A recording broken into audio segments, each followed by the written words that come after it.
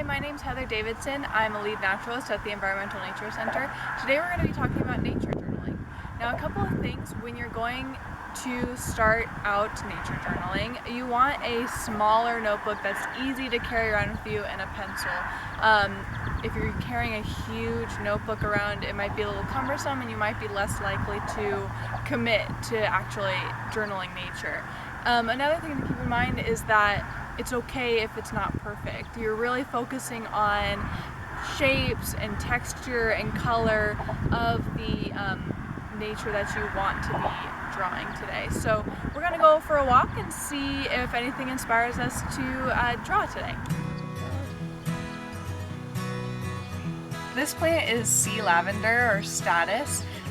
One thing that strikes me about it is these long stems with little tiny flowers coming off the ends of them, almost in sort of a curved pattern.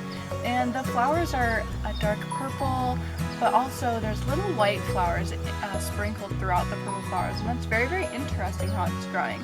Another cool thing about this plant is that it has huge broad leaves down at the base of it. So when I'm drawing this plant, I'm going to keep in mind the kind of curved pattern of the leaves as well as the spiraling effect that these flower stems have.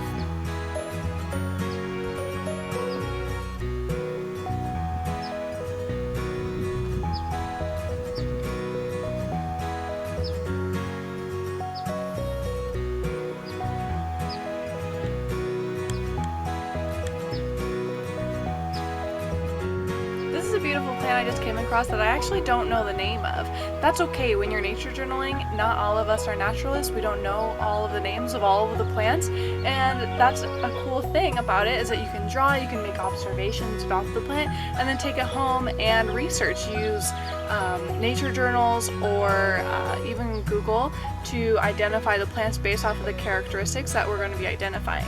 Now, one thing about this flower I've noticed is that it has 4 large petals that are slightly pink around the edge, and then it goes all the way to yellow in the inside of the flower. It also has a pistil and a stamen that it looks like an X, and it's white.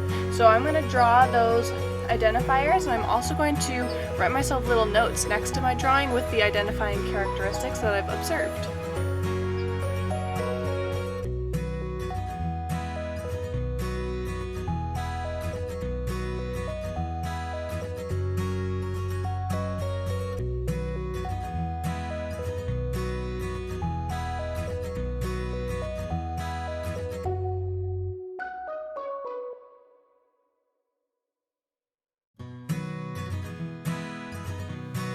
Hi, we're back at my place where I'm going to add some color to the sketches that I made when we were out on our walk. Now today I'm going to be using watercolor paints, but colored pencils, markers, crayons, whatever you have on hand is completely fine to use inside of your nature journaling.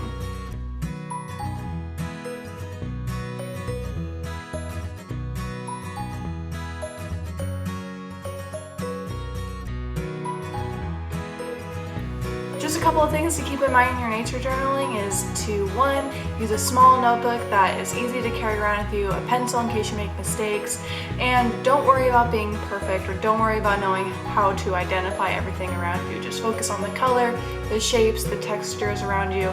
Make yourself lots of notes while you're journaling, and if you do decide to go out and journal, we want to know what you're drawing. So tag us, find us on Instagram, on Facebook at Environmental Nature Center.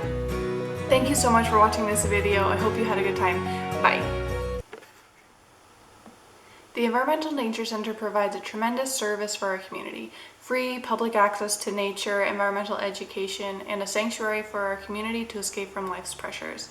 The ENC depends on income from programs to fund our operations and to pay our staff. The recent school shutdowns will result in a considerable loss of income for the center.